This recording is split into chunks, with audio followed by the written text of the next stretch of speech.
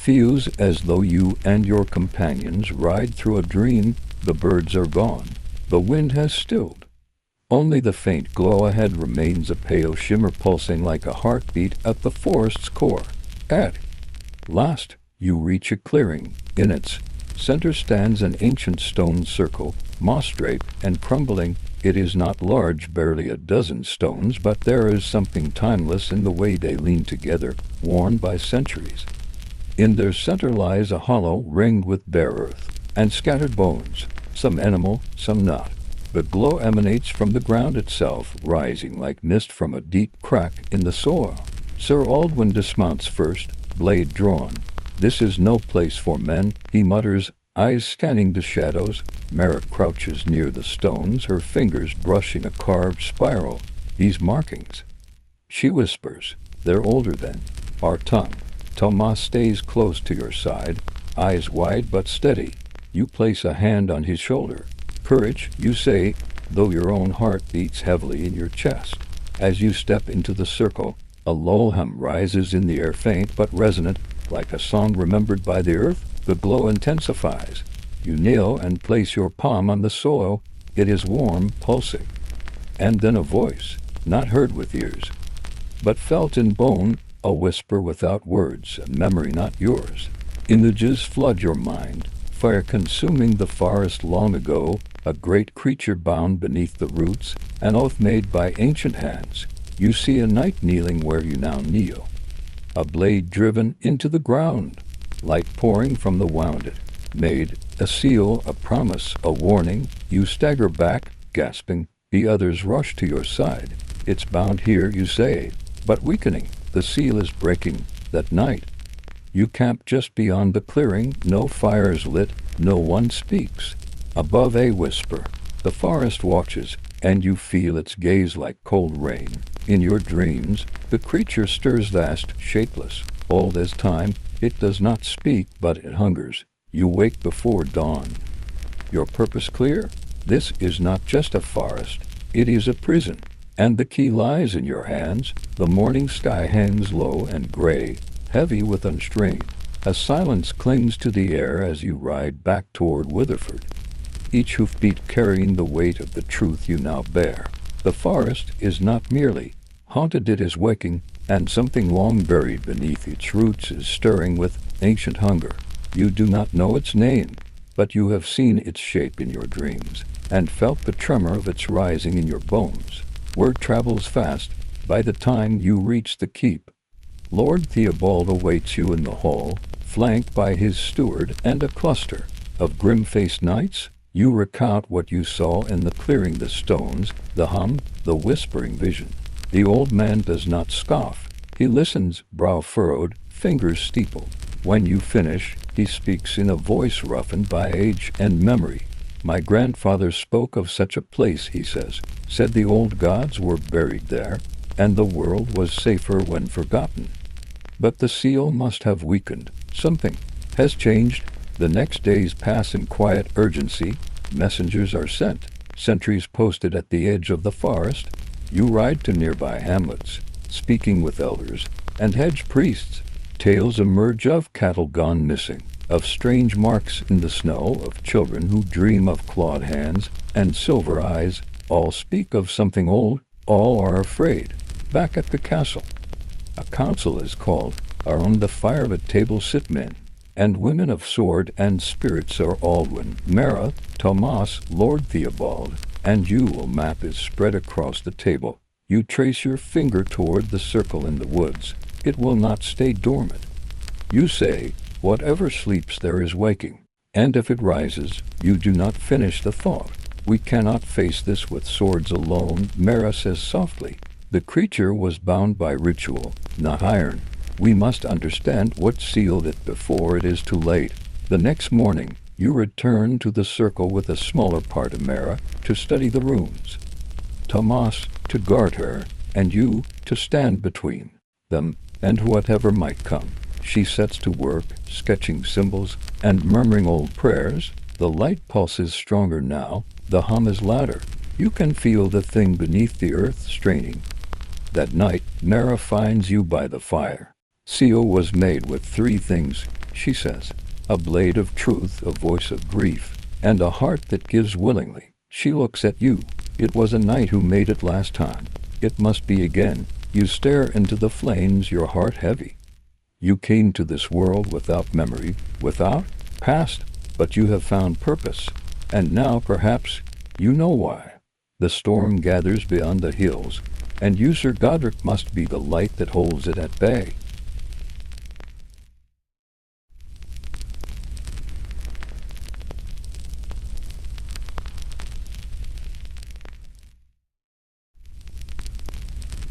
In solemn stillness, their limbs tangled like ancient fingers. With each step forward, the world behind you softens, the birdsong fades, the air thickens, dreamlike.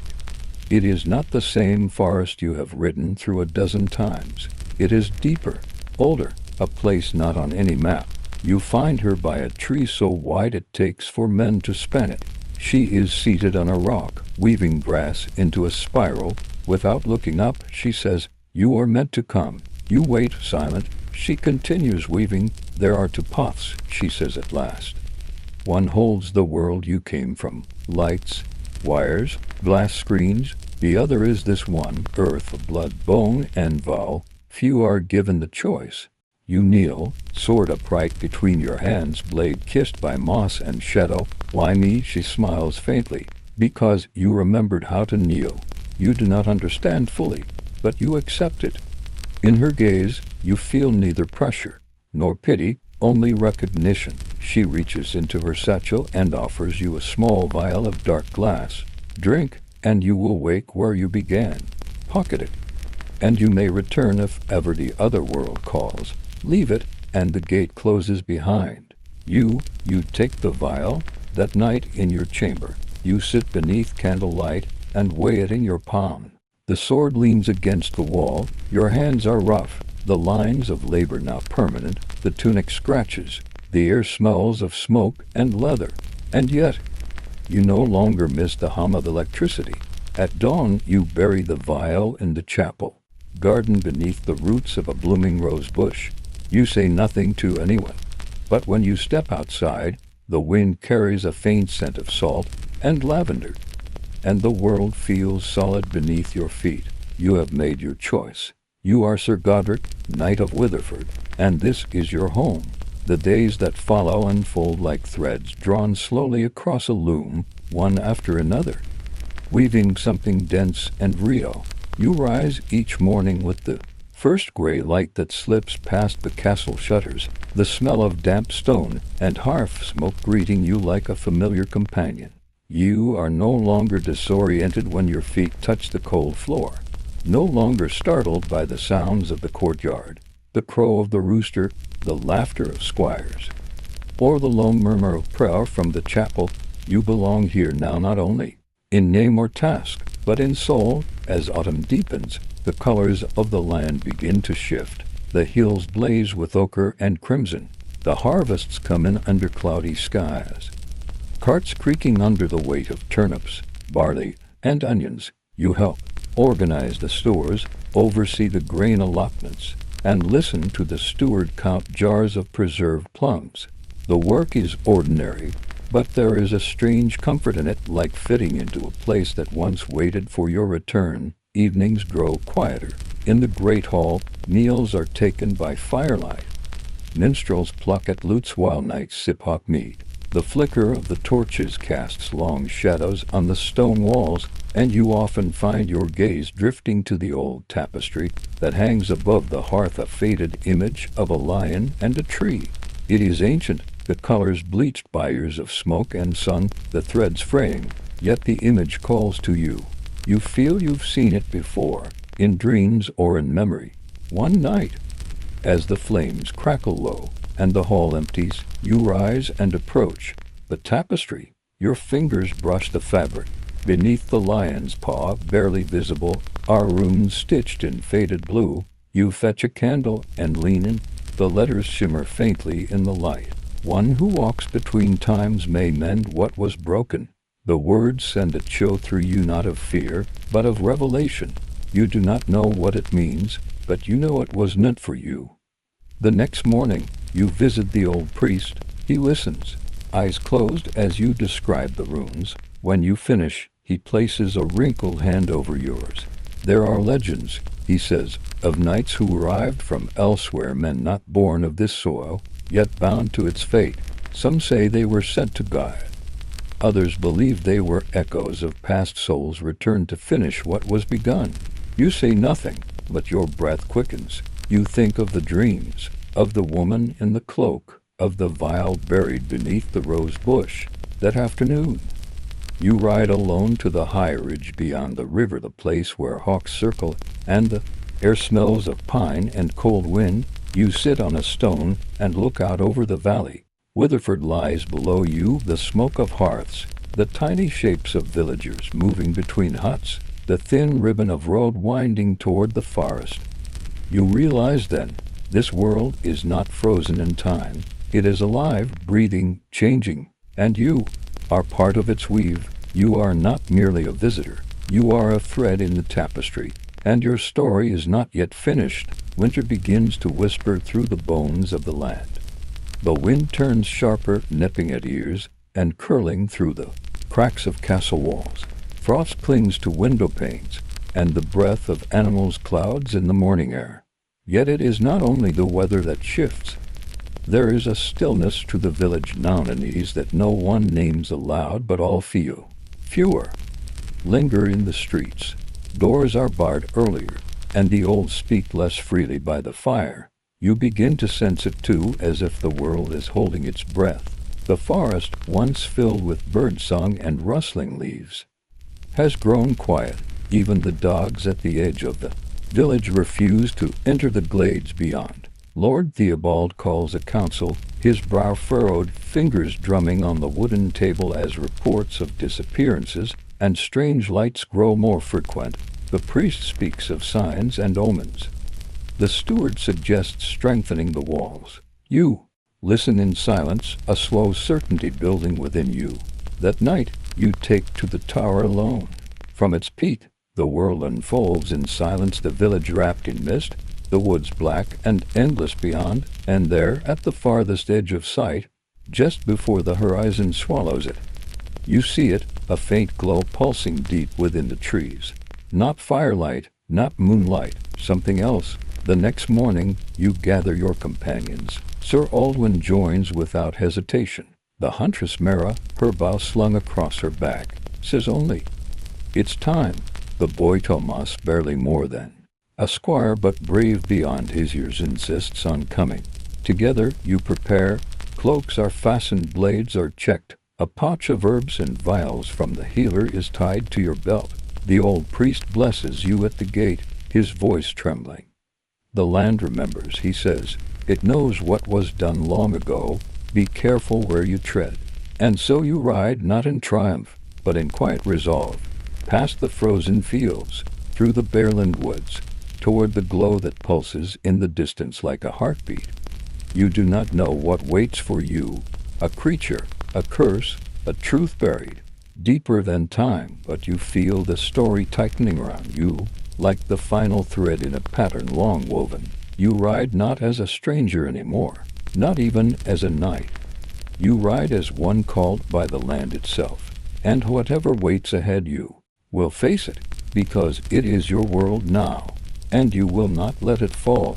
The trees thicken as you ride deeper into the forest, their bare limbs like twisted fingers grasping at the sky. The light grows strange here, not merely dim, but filtered through a haze that feels less like fog and more like breath. Each hoofbeat is swallowed by the undergrowth, each step quieter than the last, until it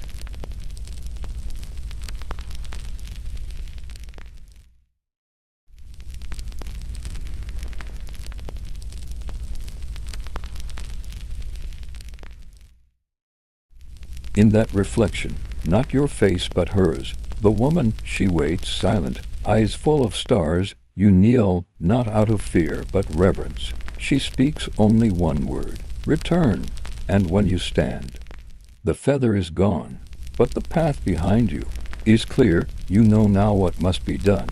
The past does not sleep forever, nor do woes. The sky darkens not with cloud, but with silence.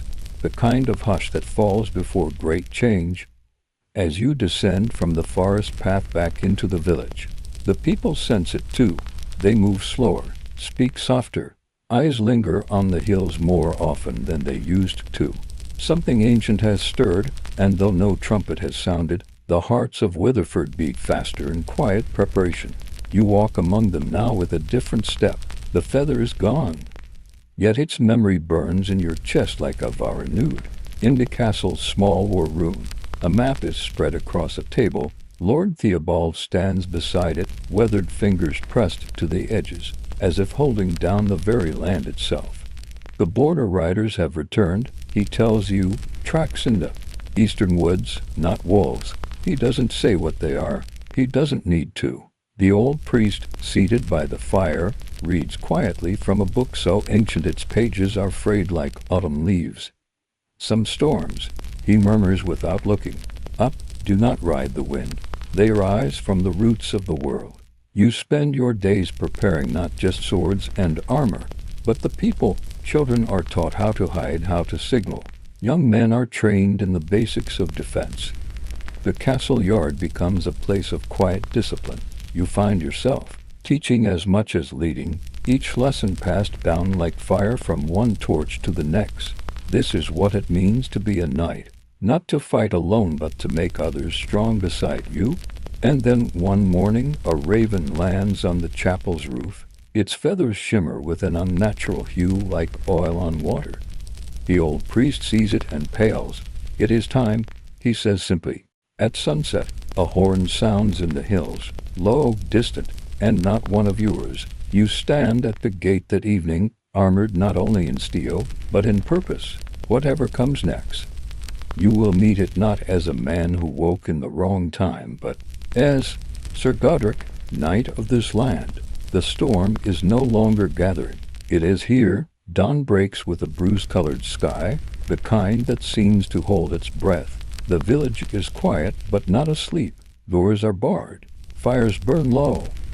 At the castle, every hand is at work. Squires carry buckets, archers test bowstrings, and your horse is saddled before you even ask. The air tastes of iron and ash, though no battle has begun.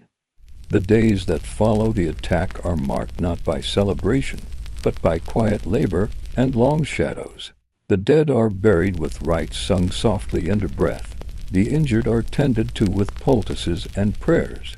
The sword that never left your hand during the battle now rests beside your bed, nicked and dulled from the clash, its edge echoing the weariness in your bones. Yet you do not let it go far. Every morning, you draw it from its sheath and inspect it, not out of vanity, but reverence. It has become more than a weapon. It is a memory of those who did not return, a weight you carry not in your arms, but in your heart.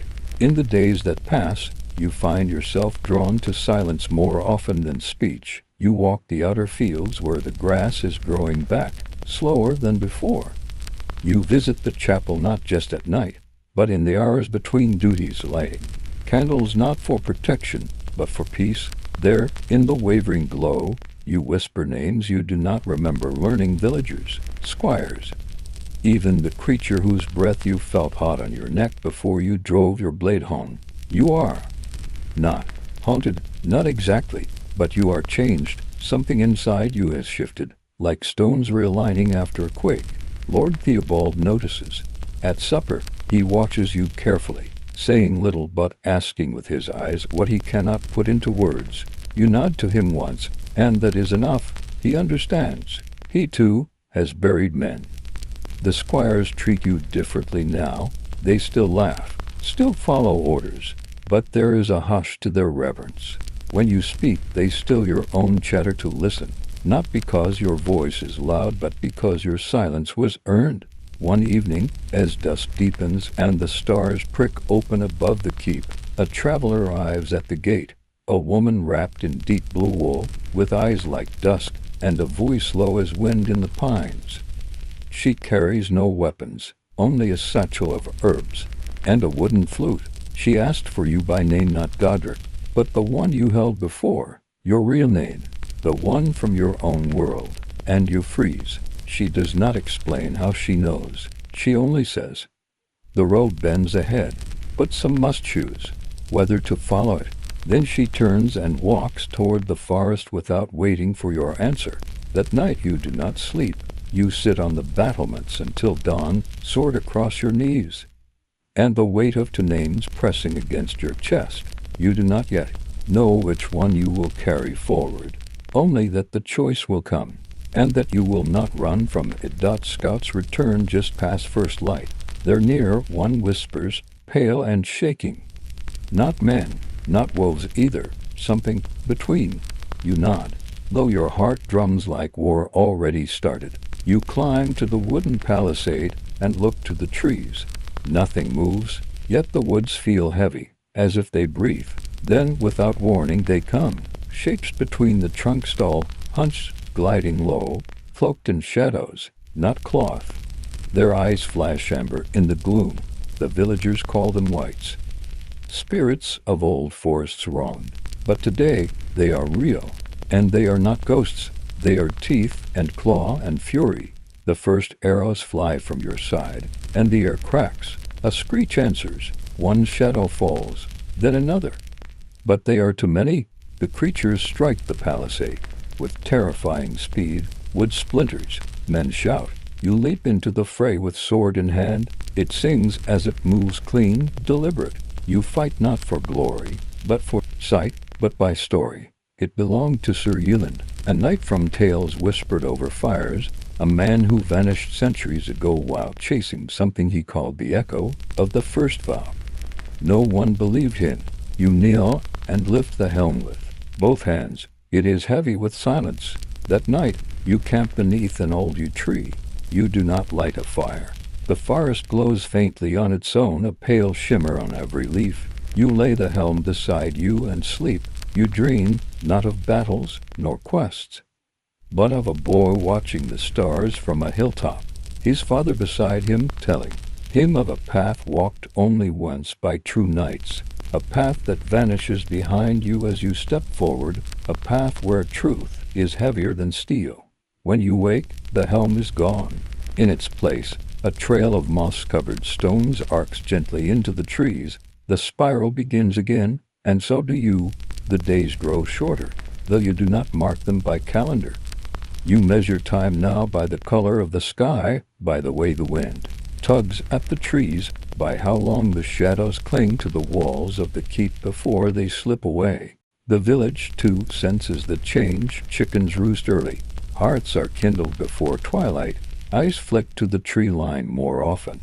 Something ancient stirs not just in the forest, but in the hearts of the people. You walk among them with quieter steps. You no longer greet every soul with a smile. You listen instead to the miller muttering about lost grain, to the weaver who dreamed of a shadow stepping into her home, to the children who no longer play near the woods. You make note of every tale, every glance, every flicker of unease.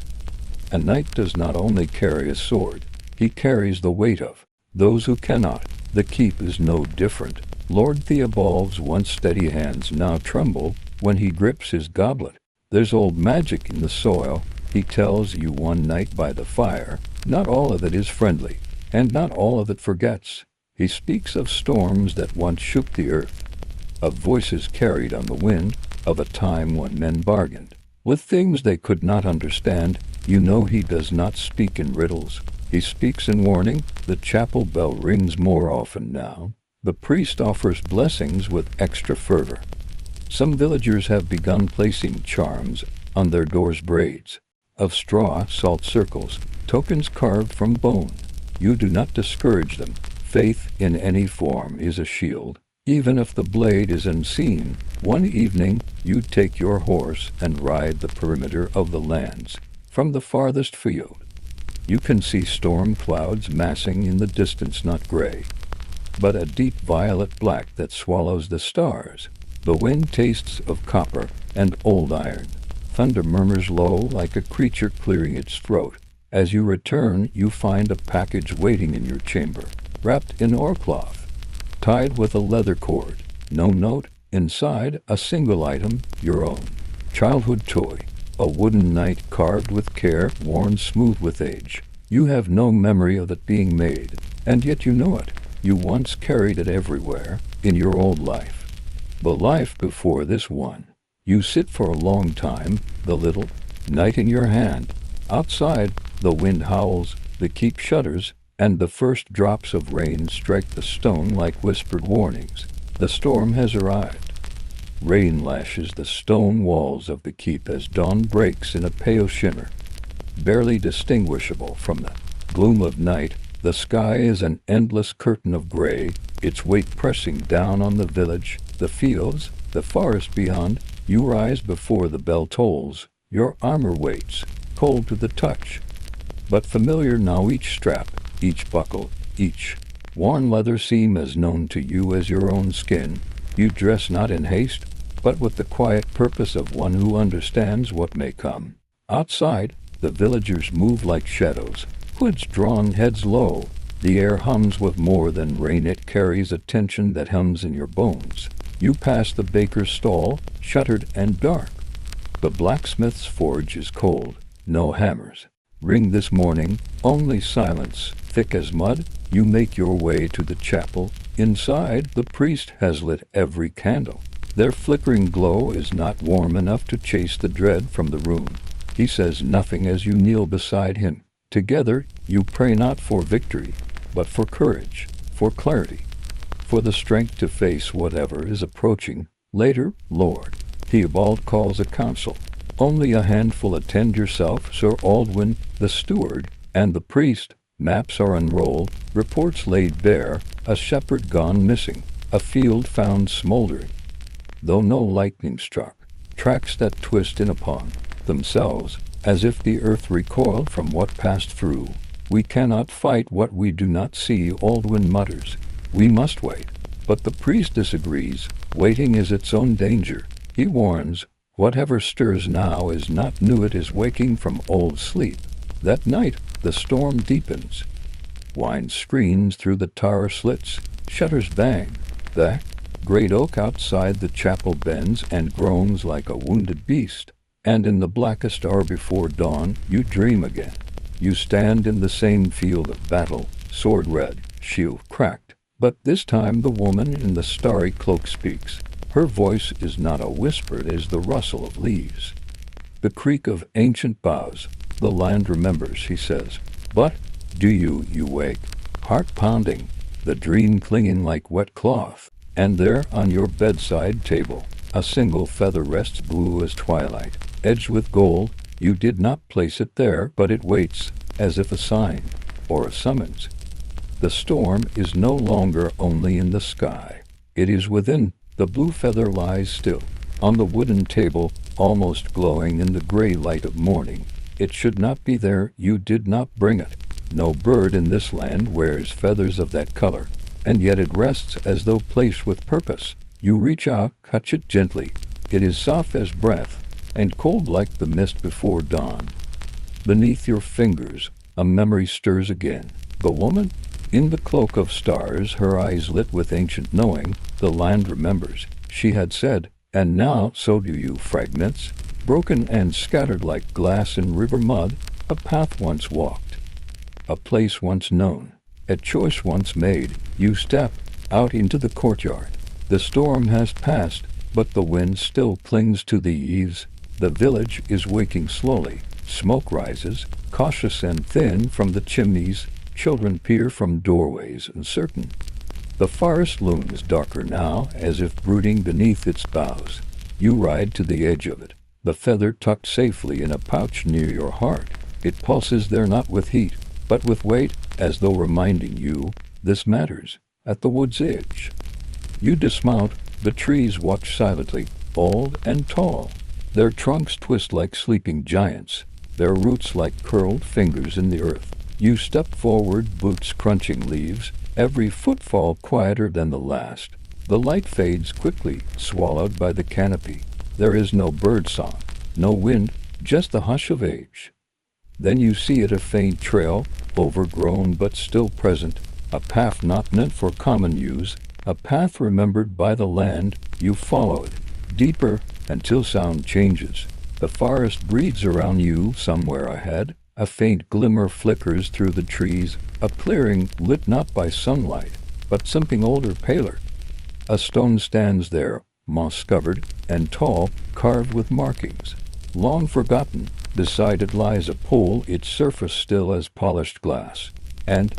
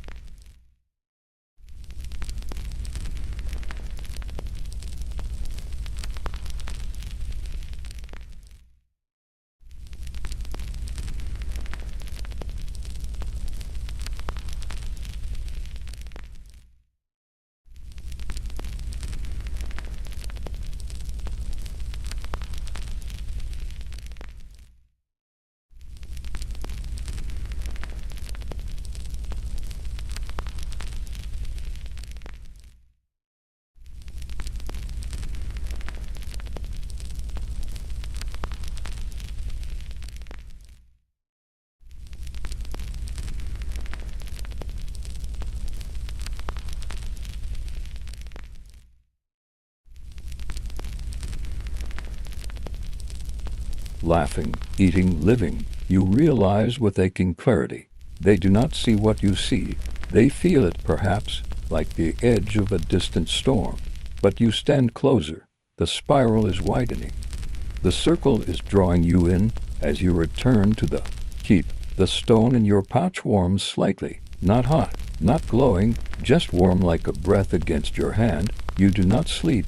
You sit by the shuttered window until dawn, watching the trees, waiting, listening. Something has begun, and it is coming closer. By morning, the clouds have broken into slivers of silver light. Dew rests thick on the fields, and mist curls through the low hollows like breath from a slumbering beast. You rise before the sun, dressing without thought, your fingers working ties and buckles, as if remembering a rhythm from another life. Today, you are not just a knight on patrol, you are a seeker of answers. Lord Theobald gives his quiet blessing as you saddle your horse. Don't go alone, he says, but you do, not out of pride, nor recklessness, but because the pull you feel toward the woods, toward the spiral is yours alone to follow. The villagers watch you pass in silence. Some nod. One old woman whispers something and touches her fingers to her brow like a prayer. At the edge of Witherford, you take the old trail that leads northeast, toward the ridge where trees grow, thick and gnarled. Few go there now. The paths are grown over. The birds fall silent when you cross beneath the canopy. Hours pass. The woods shift around you. What began as familiar groves becomes something older, deeper. The trees are massive. Here, their roots like sleeping serpents. You dismount and lead your horse. The ground too tangled for riding. Ferns brush your knees. The air thickens with moss and shadow. Then you find it, a circle of stones, half sunk into earth, carpeted with lichen. At the center, a hollow ringed with ancient carvings. You kneel and brush away the damp leaf litter. The same spiral marks the central slab.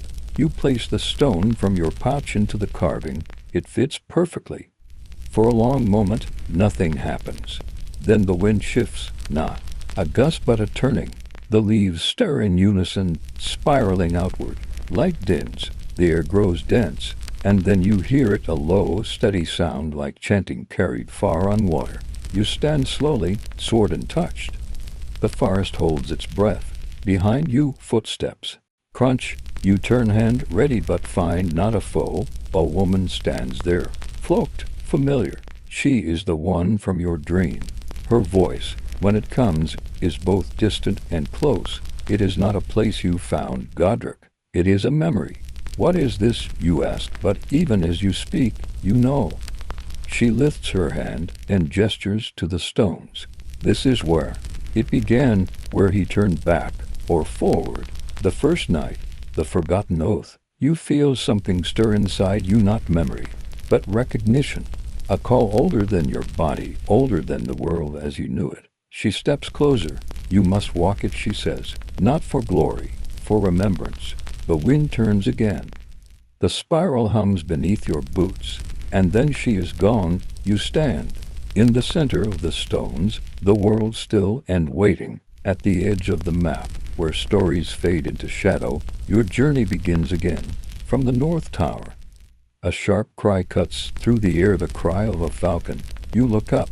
The bird circles once, then drops in a swift descent, landing on the leather-wrapped arm of the castle's falconer. He's already at the roost, scanning the attached message cylinder tied to the bird's leg. He turns to you as you approach, offering a silent bow before handing over the tiny scroll. You unfurl it carefully. The wax seal is unfamiliar. Emblem a crescent moon flanked by stars. The parchment is creased but legible, the ink slightly smudged from the falcon's journey. The message is brief, yet its words stir something ancient in your chest. To Sir Godric, the borderlands grow restless. Shadows gather at the edge of the known woods. A rider will meet you by the old stone well at dusk. Come alone, There's no title, no signature, just the lone letter, yet the message rings with quiet urgency. You show the message to no one, not yet. Instead, you spend the day in quiet preparation. You mend your boots with a cobbler's careful eye. You oil your sword, the smell of iron and leather rising like incense in the stillness. You ride out once, not far, but enough to test your horse's pace and your own readiness. The roads are quiet. The trees whisper. By twilight, you are at the well. It is older than even the castle. Moss grows thick between its stones, and its wooden cover is warped from years of rain and frost. Crows caw from bare branches above. The air smells of cold earth and dry leaves. You wait. A figure emerges through the haze, cloaked in a long, hooded mantle the color of the deep woods. No horse, no sound, just a presence, like the forest itself had stepped forward. You do not draw your sword, though your hand rests near its hilt. The figure stops a few paces away. In the dimming light, you see that it is a woman, her face partly shadowed, her voice quiet but firm. You have seen it, haven't you? She asks. The edge between dream and waking. You do not answer immediately. Instead, you meet her gaze, and something passes between you, an understanding not formed in words, but in the marrow of old stories and unspoken memory. The woods are stirring, she continues. What slumbers there is not yet awake, but it dreams, and dreams shake the waking world. She hands you a small pouch. Its drawstring bound in faded gold thread. Inside is a stone, smooth and pale, etched with a spiral. You do not recognize the symbol, but the weight of it in your palm feels known. Keep it with you, she says. And remember, not all that is old is lost. Then, as quietly as she came, she disappears into the thickening mist. You return to the keep with a head full of questions, and a stone heavier than it should be. That night, you do not dream, but in the dark, the spiral glows faintly like a star remembered. The forest did not grow darker, it grew deeper. The moment you stepped beyond the circle of stones, the air shifted heavier, yes, but somehow clearer too, as though the world had removed a veil. The sounds of your boots against the softened ground were muffled, the chirps of birds quieter, more careful. Even your own breath seemed to hush itself. There was no road ahead, no trail, no broken twigs, no game paths, only an invitation written in instinct. You followed the spiral, not on the ground, but in your thoughts. Turn and step, step and turn. The trees bent away without touch. Ferns curled aside like pages. You passed beneath an arch formed by two ash trees, twisted together. Long ago, their bark bore shallow cut symbols not unlike the spiral, though cruder, older. You paused and pressed your palm to them. Warmth surged through your hand, not fire, not heat, but presence. Like the trees remembered you, deeper still. Time unraveled around you. The light no longer shifted with the sun, but pulsed faintly in shades of gold and blue.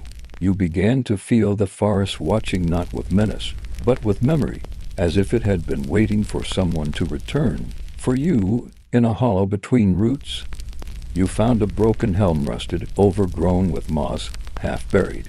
Its shape was ancient, even for this world, yet you recognized it, not by sit. The stained glass window at the far end shows a knight offering bread to a beggar.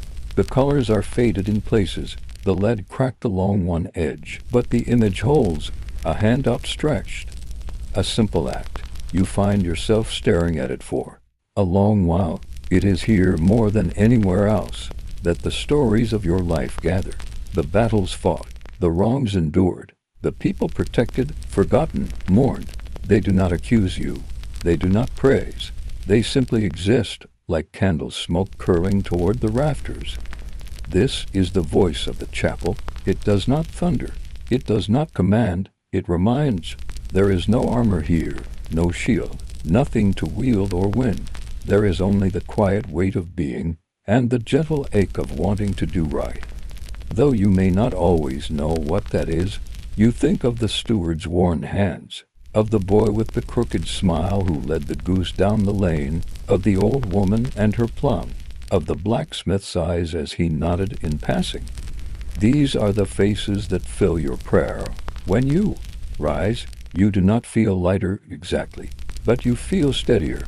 You touch the cool stone archway as you leave, as others before you have done, leaving a pound print that will never show, but always remain outside. The air is crisp, and a barn owl calls once from a tree beyond the chapel wall. You return to your quarters slowly, your steps echoing in time with the memory of the chapel's hush. And though no one sees it, no one needs to, you bow your head before your door. The moon has climbed high now, casting its cool light over the manor rooftops and the worn stone courtyard below. The manor hall, once buzzing with footfalls and voices, has stilled, but in the lower kitchens and warm nooks of the household, the rhythm of the evening carries on, slow, steady, familiar. You step into the solar, a smaller, warmer room off the great hall, where the fire is always kept lit and the table laid with modest fare. This is not the grand feast hall with its banners and long benches. This is a quieter place, a place for nourishment, not ceremony. On the table lies a loaf of dark rye bread, its crust cracked and dusted with flour. A wedge of hard cheese sits nearby, yellowed with age, its edge slowly softening in the warmth. A small clay bowl holds a stew, root vegetables, and barley, flecks of dried herb floating on the surface. There is no meat tonight, but it does not matter. The broth is thick and fragrant, made from the careful simmering of scraps and skill. Beside the bowl rests a wooden spoon, worn smooth from years of use. Like the table, like the bench, like everything here, there is no ornament, no excess, only use, only care. The steward appears once more, quietly, respectfully, to set down a second plate. He does not speak, but his presence speaks enough. A small jar of preserved pears, a handful of walnuts, a pitcher of watered ale. These are not grand things, but they are good. And you are hungry in the way that only comes from walking and working and feeling deeply all day. You eat slowly, not because of caution, but because of attention. Each bite holds warmth, each spoonful memory.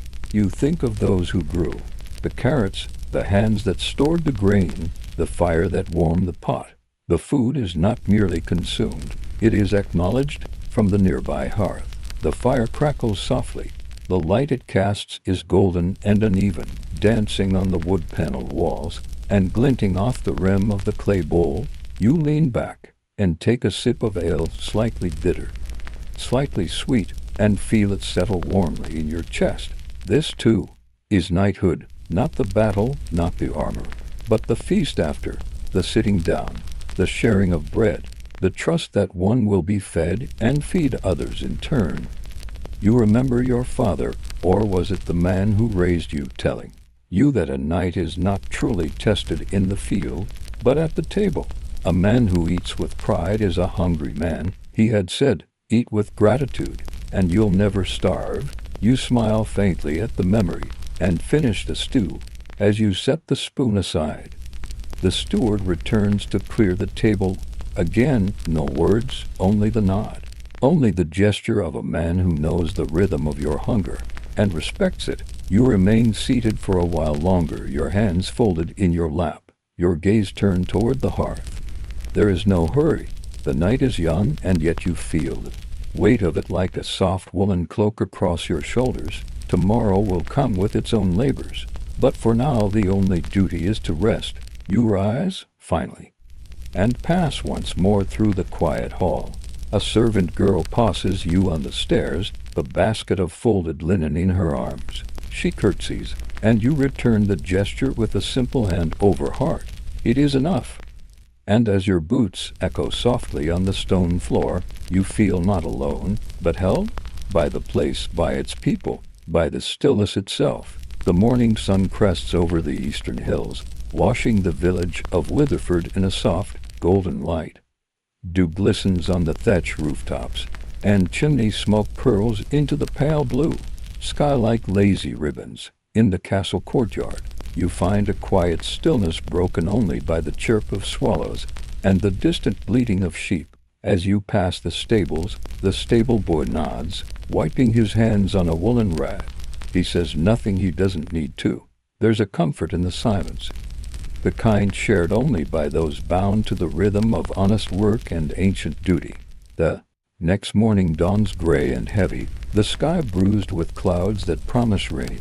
The air is thick, not with danger, but with the quiet tension that precedes it. You ride the perimeter of the village as you do each morning, yet today the familiar landscape seems subtly changed to still, to quiet. The birds are late in their song, and the forest, visible beyond the fields, stands like a wall of thought. In the courtyard, Lord Theobald summons you. He leans heavily on his cane, his face pale beneath the fur-trimmed hood. Riders arrived last night, he says, nodding toward the stables. From Elmburn, they speak of raids, farmsteads burnt, livestock taken, men missing. He sighs, then adds, not war, not yet, but something stirs. You meet the riders by the fire. They are grim men, wrapped in wool and road dust. One shows you a crude symbol carved into a barn door spiral, like the stone the woman gave. Your breath catches, but you say nothing. As the day unfolds, the castle becomes a hive of quiet motion. Messages are sent, arms are polished, patrols doubled. Yet amidst the bustle, your thoughts turn not to swords, but to circles, spirals, that appear in dreams, in stones, in wood. A pattern you do not yet understand. You visit the old priest in the chapel, hoping for clarity.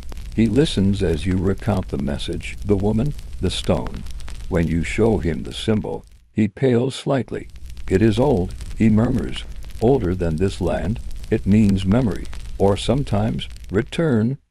He shows you a tapestry in the chapel's corner, nearly worn to threads. It depicts a knight standing at the edge of a forest, a spiral etched into the sky above him.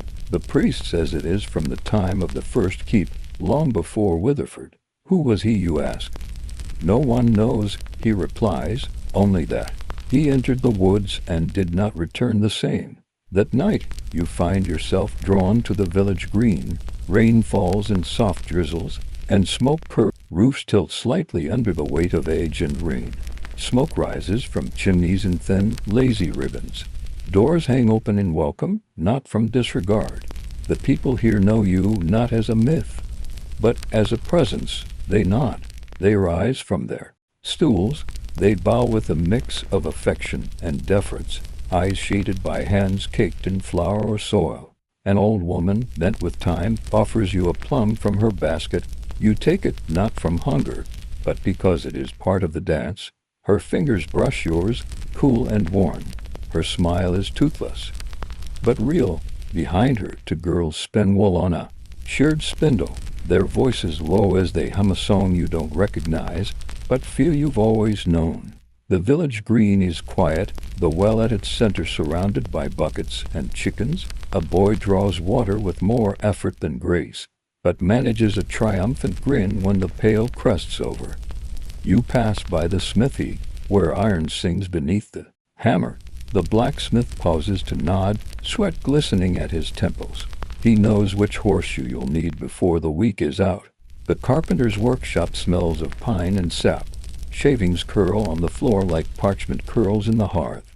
Inside, a cradle is being carved, not commissioned, simply made, as one must always prepare for new life, a sign that even in times of hunger, hope is shaped by hand. You walk further down, where the cottages grow fewer, and fields begin again. A shepherd guides his flock with a crook and quiet whistles, his dog darting low along the flanks of woolen backs. The sheep ignore you, chewing contentedly. Life here is not loud, it is steady, and that steadiness is a kind of peace. Near the brook, a woman kneels at the water's edge, rinsing linens with practiced care. She does not look up, but she knows you're there. She continues, her motions rhythmic, her focus absolute. Behind her, a child stirs a pot over an open fire, peeking up occasionally, then returning to her chore. You linger at the chapel last, its wooden cross worn smooth by rain and reverence. Inside, no candles burn yet, but the air holds the memory of prayers. You rest a hand on the doorframe, and for a moment, you are not a knight or a noble or a steward of lands. You are simply a man among men, witness to their labor, guard of their quiet lives. The wind shifts, bringing with it the scent of fresh bread and tilled fields. You look up toward the manor and realize how far it feels now, how small, and yet it is yours to return to, not out of entitlement, but duty. You turn back toward the village green as the sun begins to lower. The shadows lengthen. A dog curls up beneath a cart. A woman lights her oil lamp. The village exhales, ready for night, and you carry its story home. Would you like to continue? The sky, once pale, has deepened to a muted blue, and the air carries a softness that only twilight can bring. As you walk the road back toward your manor, you feel the quiet pull of something older than yourself, something carried not in sword or shield, but in memory and in vow. Inside the manor, the steward meets you with a candle and a bowed head. He says nothing. He knows you are not yet ready to speak. Instead, you make your way to the small chamber near the chapel, the one with the wooden bench and worn tapestry depicting a knight kneeling before a crowned figure, his head bowed, hands raised in offering. You have looked at this tapestry 100 times, but tonight you see it differently. The oath you once made, whether in this life or in the one that now feels distant, was not a moment. It was a lifetime. A knight's vow is more than a ceremony of words. It is a surrender to land, to people, to a code that often asked for more than it gives. You had sworn fealty, not to a name alone, but to an order, to keep the peace, to protect the weak, to serve with honor even when the path is crooked, even when there is no applause. And the truth, whispered in the stone of this chamber, is that knighthood is not glory. It is quietness. Quietness in decision, quietness in restraint, quietness in endurance. You remember your own vow, the feel of the sword's flat edge laid upon your shoulder, the voice that asked if you would guard the helpless and obey the laws of chivalry. You said yes. You did not fully understand, but you meant it. Perhaps none of us do, not truly, until years later, when the weight settles deep into the joints, into the marrow, into the choices made when no one is watching. You look now at the tapestry again. The knight's face is blurred from time, but his posture remains clear, not defiant, not proud, humble, ready. A small noise pulls your attention. A page boy has come to tend the fire. He is no older than 12, yet already walks with purpose. He kneels beside the hearth and builds a pyramid of kindling with care. No rush, no clumsiness. He lights it with a coal from the kitchen, and the flames take slowly, licking the logs like a whisper of breath. He does not look at you directly, but you feel his awareness of your presence. Perhaps he too will take the oath someday, or perhaps he will find another path, mason, monk, merchant.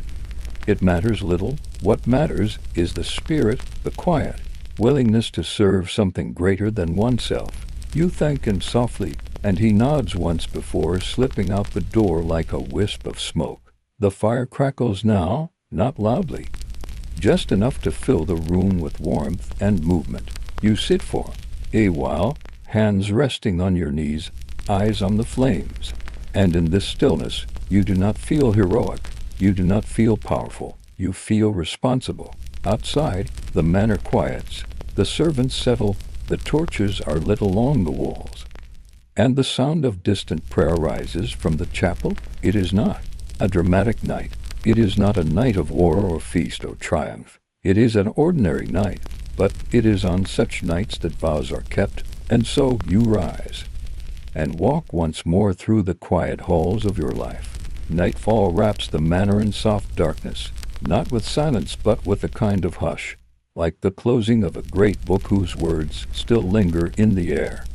You step softly through the stone corridors, past high-set windows where the moon peers gently through the glass.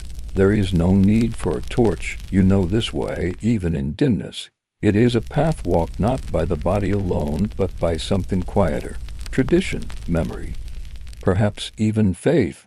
The chapel is small, not grand like a cathedral, but built with care. Its stones are cool, its wooden beams smooth from generations of hands brushing them in passing.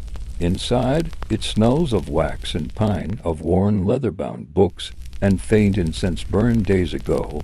A few candles flicker before the altar, though no hand has just lit them. Their presence feels natural, as if the flame has always been there waiting. You enter without a sound and sit on one of the narrow benches along the side wall. The floor beneath your boots is cold flagstone. Above you, the wooden ceiling curves gently, like the inside of a book turned upside down, a reminder that every house of worship is a vessel, a place to carry burdens, a place to weather storms. There is no priest tonight, no choir, no congregation, only the sound of a draft moving softly along the aisle, and the slow tick of your own heartbeat echoing in the stillness. This is not a place for ceremony now. It is a place for breath. You do not speak aloud. You do not kneel. You simply, a storybook hero, but as a steward of a world held together by custom, ritual, and responsibility. The warmth of the day deepens, yet the stones of the manor remain cool. Within these walls, the air grows still and soft. Beyond the bright courtyards and the clamor of steel, there lies a quieter realm, the interior of the house, the inner world of the night not seen in banners or battles, but in parchment, wax, and whisper. You walk beneath vaulted ceilings, supported by timber beams darkened with age and smoke. The floor is a scatter of rushes, crushed herbs releasing faint aromas underfoot, lavender, mint, and sweet marjoram. Candles flicker gently from niches in the walls, their flames too small to challenge the daylight seeping through narrow windows, but enough to cast dancing shadows. A steward greets you with a low bow, and a ledger bound in faded leather speaks softly, not from fear, but from respect for the silence of this place. He points out not just numbers but stories, how much wheat was drowned this week, how many shoes the cobbler has mended, which tenants paid their dues in coin, and which gave salted fish instead. The great hall lies mostly empty now, save for two maids sweeping in rhythm. Long trestle tables line the room, where earlier meals have been cleared, and crumbs lie in lazy piles. The hearth is quiet, cold ash, a soft gray mound beneath blackened logs. You walk past the carved high seat at the hall's end, your seat, and place a hand on its arm. It is solid, made not for comfort but for statement. You sit only when judgment is needed. To the side lies the solar, the warm upper room where softer business is kept. Here, the lady of the house reads from a small book of hours. The illuminated letters bloom like flowers across the vellum pages. She looks up, her eyes kind, her smile tempered by the knowledge that everything in this manor passes through your shadow. Her presence steadies the house, as yours steadies the land. Servants pass by in a practiced hush, the scullery boy with a cloth-wrapped bundle, a young girl with ewer and towel. Each has a place, a task, a rhythm. The manor breathes like a living creature, Upstairs, a seamstress adjusts a banner that's beginning to fray, its threads worn by wind and age. She hums softly to herself, a tune you recognize without knowing how. You stop in the armory, where weapons hang not in pride, but in patience. Some are ancient, their edges dulled by time, kept more for memory than use. Others shine oiled and balanced, waiting not for war, but for readiness. You lift one and test its weight, not to threaten, but to remember. The record's room, too, as its secrets. Scrolls wrapped in waxed linen lie tucked into niches. Property, boundaries, birthright claims, dowries, and debts. These are the quiet battles of the night's world. Not won with lance or sword, but with careful word, sealed document, and remembered promise. And then, through the east door, you emerge once more into the courtyard, where light and sound return. The contrast is soft, like waking from a nap and re-entering a world unchanged. The manor behind you holds the pulse of the household, and with it, the echo of centuries. You are not the first to walk these halls in silence, nor will you be the last. But for now, in this still moment, the shadow of the manor is yours. The air is crisp with the scent of dew-damp earth and hoarse sweat. Sparrows flutter along the eaves. You step down into the open bailey, where the soft thud of wooden swords clashing meets your ears. Young squires circle a practice ring under the stern eye of the master at arms. They wear padded gambesons, not yet worthy of mail. Their hair is sweat-damp, their brows furrowed with concentration, not fear. You'll need your strength, the master says as he hands you a blade. Your blade, not gleaming, not decorative, but worn smooth by years of grip. It fits your hand too well for this to be make-believe. You are not learning, you have already learned. Still, the routine must be repeated, not to impress, but to remember. You take a place near the hay-stuffed dummy and begin the old forms. The blade arcs through the morning light, catching the golden haze just so. Overhead, the sun has begun its slow climb, casting long, soft shadows across the packed dirt.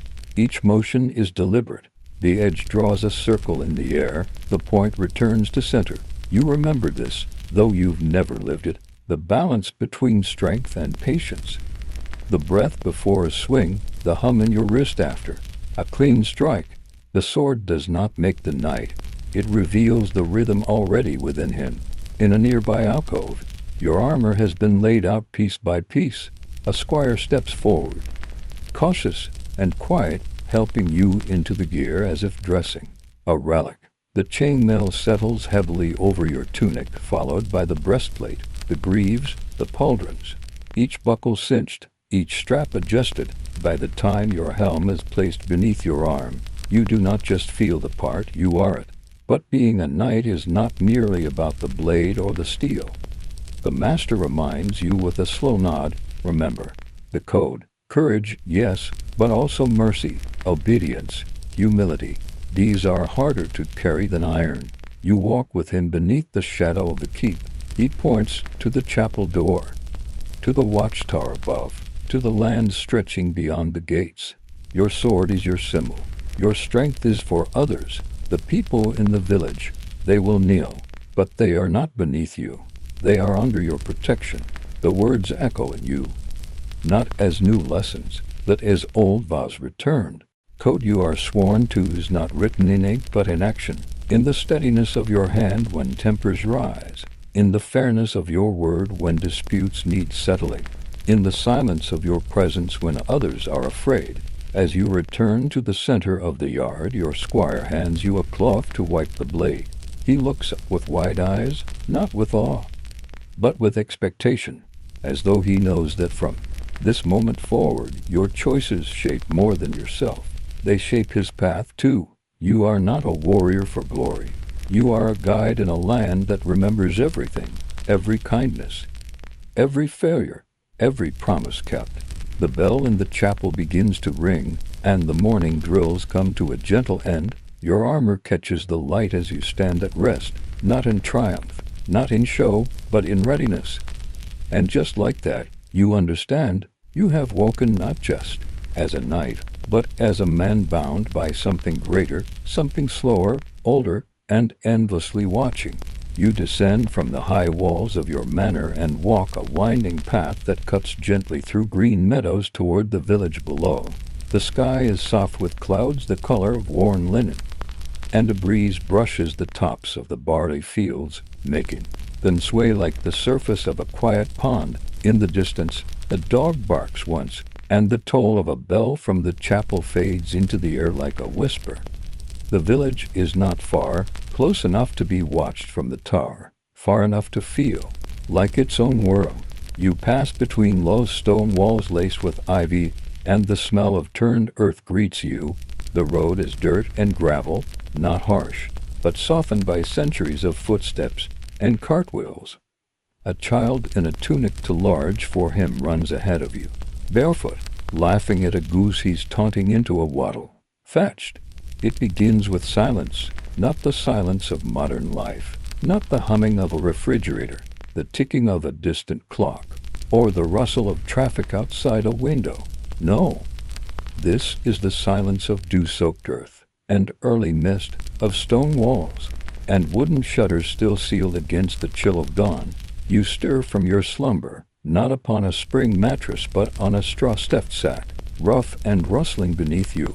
The air is cool against your face, for there is no insulation here, only thick stone and timber. Damp with age, your body aches in a way you cannot quite place, as if the bones remember something your mind does not, something heavy, something armored. Outside, a rooster's call pierces the haze. The hour is early. The sun has barely touched the eastern sky, yet already the manor stirs. A maid pulls open the shutter with a creak and a clatter, letting in slivers of pale morning light that stretch across the wooden floor like ghostly fingers. Dust swirls in the new illumination. Soft and golden, you sit upright and realize you are not wearing pajamas. Instead, you are wrapped in a coarse linen shift, scratchy against your skin. Your hands are strange and worn, are calloused, fingers scarred from years of sword grip and labor. On a wooden stool nearby lies a folded tunic of wool, dyed in muted hues of blue and brown, a wide leather belt, and hose of undyed cloth. Beneath the bed is a pair of turn shoes cracked from use, laced like those seen only in museums. A basin of water waits in the corner, cold and still. A scrap of linen cloth beside it tells you what to do, and instinct takes over. You wash your face, splash your hands, and wince at the frigid sting. There is no mirror here, only a polished metal disc, barely reflective, distorted. Your reflection is not your own. A knock at the heavy door. You call out, though your voice sounds different, and a boy enters carrying a tray. On it, a hunk of coarse rye bread, yesterday's perhaps, a knob of cheese, and a wooden cup of ale, weak, sour, but safer than the water. He calls you, sir. There is respect in his voice, but also hesitation. You nod in return, and he bows clumsily before retreating. As you eat in silence, you begin to notice the room around you. It is sparse but solid. The walls are hung with nothing more than a small crucifix and a fading tapestry, embroidered with hunting scenes. A sword, your sword, rests on a rack by the door. Its hilt is worn smooth by use, its blade freshly oiled. Beside it hangs your belt, your pouch, your knife. You have woken in the body of a knight. Yet this is not a tale of jousts and glory. This is not the fantasy of courtly love or heroic deeds under banners flapping in the wind. No, this is the story of days, of waking early, dressing slowly, of aches that don't quite heal, of duties that are constant and never romantic. As the sun rises above the treetops and spills golden light across the courtyard below, you pull on your boots, fasten your belt, and make your way down the stairs. Stone beneath your feet, the scent of smoke in the air, the echo of chickens fussing in the yard. The castle is not vast. It is a manor, modest and fortified, perhaps, and the household is already busy. A woman is sweeping the rushes from the floor. A boy is feeding the hounds. Someone outside is splitting wood. You are a knight, and this is your morning. You awaken not in the place you once knew, but in a world softened by candlelight, and wrapped in the hush of stone, the air is cool and smells faintly of ash and wool and beeswax. Somewhere nearby a rush of fabric whispers, and distant hooves echo across a flagstone courtyard. You are lying on a simple cot covered with a woolen blanket, the weave thick and scratchy, the scent of lanolin still clinging to its folds. The ceiling above is heavy with oak beams darkened by time and smoke. One of them bears a crack that has slowly curled like a dry riverbed. You rise slowly and steadily, as if the floor itself has changed beneath you, and indeed it has. Your bare feet press against an even stone, cool and warm. There is no hum of machines, no glow of electronics. Instead, the only light in the chamber comes from a narrow window slit, where pale morning spills in, caught in the dust motes that float lazily like drifting ash. The sounds are hushed, purposeful. A fire crackles in a hearth near the far wall, its flames low and golden, just enough to warm a small kettle suspended above it. To your right stands a low table carved from local wood. A linen cloth covers its surface, stained and well used. Upon it lies a pewter bowl filled with water, a sliver of lye soap resting beside it. There are no taps, no mirrors. A simple horn comb sits nearby, alongside a small wooden cup carved with strange looping runes. Someone has left these for you, someone who expects you to begin the day. You notice your clothing has changed. Gone are the fabrics of your own time. In their place is a linen tunic, coarse but clean, belted at the waist with a strip of leather. Over it hangs a heavy woolen surcoat dyed in a deep, earthy brown. A small embroidered crest is stitched near the shoulder, a stag's head encircled by ivy. Beneath your tunic, your legs are wrapped in chouses, and your feet have been placed into thick leather boots, the laces threaded with rawhide cord. Your hands feel heavier too, strong, calloused, as though they've gripped reins and blade foyers.